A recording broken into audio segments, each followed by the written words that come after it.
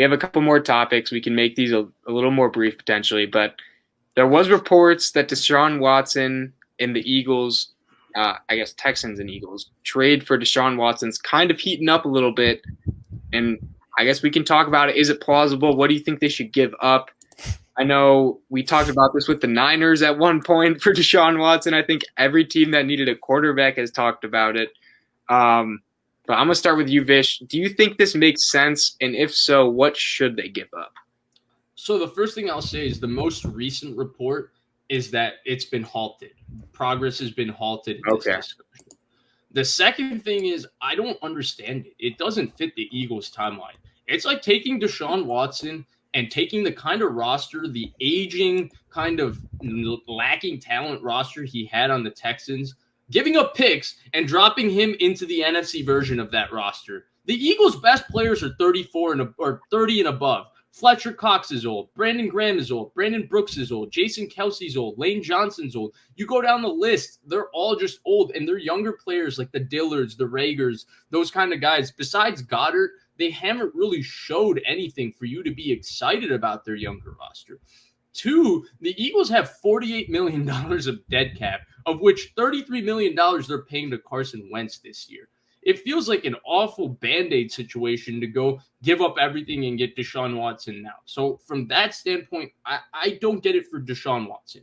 For the Eagles, at this point, I look at their roster. I understand they have picks. They got a couple picks. They have a possible first-round pick that they could get from the Carson Wentz trade, though with his foot injury, it seems like he might not play enough football for them to get that first-round pick. And then they got the first-round pick from the 3-team trade up, which Miami ended up trading up to get Jalen Waddle at 6. They went down to up to 13, and they went and got it. They got an extra first-round pick, so they kind of have the picks from that standpoint. I'm assuming 3 firsts is not the price for Deshaun Watson anymore, because just the way things are going, I think that it'll end up getting done for a lot cheaper than 3 firsts, just given we don't know what his reputation is. We don't know how bad the stories are and all of those type things. So I think it'll be a little cheaper than what was originally expected. But ultimately, I mean, I guess trading for Deshaun Watson is never a bad thing, but I don't understand the Eagles' plan. I don't understand what they're trying to do. I don't understand why they hired the coach they hired. I don't get it. I just don't get anything to do. Let me see if I can do the best I can to make sense of this. I like how everyone's just glossing over what happened this offseason for Deshaun Watson. That's hilarious. Or sad, or both. I don't know. It's sad. It's sad. It's sad. Like, I shouldn't have smirked because that's just sad. No, I mean, he hasn't gotten convicted of anything yet, and so people don't really know how to handle this. Mm-hmm. And the NFL really hasn't said anything, so people like us are like, are we just going to ignore? Are we just going to pretend it didn't happen? That they're really going to try? So I think it's a case-by-case basis. Most teams are going to be like, nah, we can't sell that to our – I'm not saying that teams are moral. It's like, can we sell this to our fan base and our sponsors? Most teams are going to say no. But, I mean, Philly had Michael Vick. I know it's not the same thing, but it seems like Philly is already like – feel bad. Yeah, I mean, they don't care. Like, whatever. He's a good player. It's Deshaun Watson. Other teams don't want him. Great. If it's not him, then we're stuck with Jalen Hurts. So – it seems like it does make sense just from the way Philly does business. And it might be the only place that wants Deshaun Watson. I have no idea where things stand with him. Okay. Interesting. So, yeah, I was going to mention the same thing as you, Grant. Like, clearly in the past, they took a chance on Michael Vick after what happened with him. So, I mean, it's somewhat apparent that I guess they are okay with having a player with maybe not the best background. And just the NFL in general is always like that. You mentioned Tyreek Hill. He's debatably the best receiver in the league. And he fell far in the draft. The Chiefs still took him, and he's done not good things in his past. I also feel like the Philly fan base would love Deshaun Watson. So they could sell it to their fans. Oh, yeah. If he plays good, he will. Like, yeah, I mean, they love anyone that's good, right? To be fair, I think whatever fan base Deshaun Watson gets traded to is going to love him because it wasn't a criminal situation. Nobody really knows even how to even talk about what's gone on with him in public because it's just not clear. It's just clear that Deshaun Watson clearly did not act the way any person should act while getting a massage, but There's no more details other than, wow, that's Deshaun Watson. His actions are weird and wrong. Yeah. Sorry to interrupt. Go ahead. My bad. That's a good call. No, but I mean, like, just from a team point, taking like everything out of it, like teams just the main goal of an NFL team is to field the best roster possible.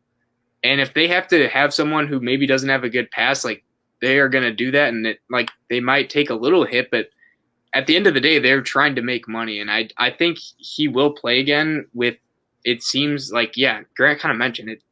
It's just been like swept, like not talked about a lot, as much as it should be probably. But yeah, I'm kind of with you, Vish. Like it seems like a kind of a Hail Mary what they would be trying to do and kind of have one last run on it. Because I do think they have a few young guys that could definitely show a lot of potential and, be part of the future. But I think the whole thing with drafting Watson is you're just banking on having him for the next 10 years.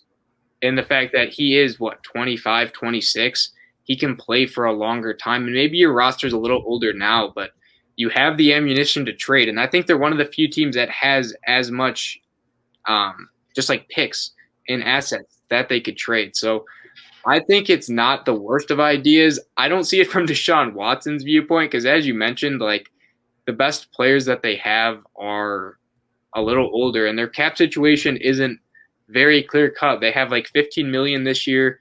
And next year they only have $3 million. And a lot of it's fully guaranteed where they can't just cut a bunch of guys and magically create cap space. So from that perspective, it does start getting, or it becomes a little tough for them to actually afford him, which is a lot of the reason that maybe the talks have been halted. I have a question then for both of you.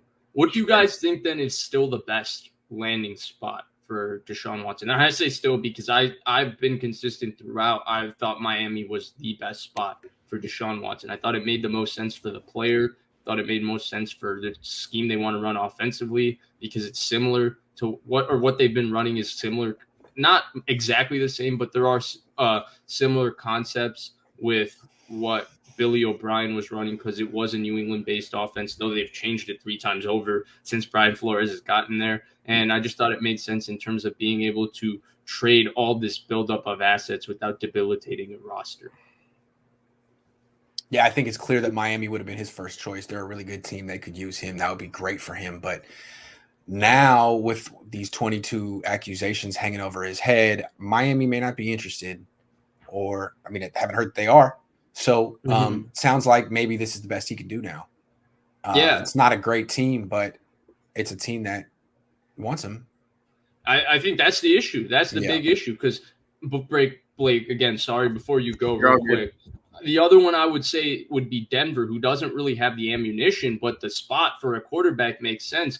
But both of those teams, it's way too late in the game. They're both teams that are trying to win this year, and they're trying to move forward and make the best out of the Drew Lock, Teddy Bridgewater situation and get the best out of Tua this year. They're too late in the game to go make a desperate move for Deshaun Watson unless they start 0-3, That's when they might pull off everything to go get Deshaun Watson, which kind of leaves Philly, who's basically the Texans of the NFC, and with everything in their roster and their coach and all of that, and they're just chilling with a couple first-round picks. Like, why not? Let's go get him.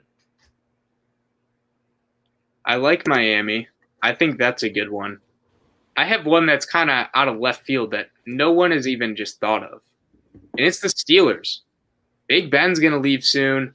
Next year, they have like $70 million in cap space when his just enormous contract hits place. I know their O-line is just in absolute shambles, which is kind of an issue, but his Texans O-lines weren't the best anyway, and he has escapability, which kind of helps with having a lesser O-line. He has 3 receivers that are, I think, all really, really good, and maybe one of them will or they'll continue to stay with the team.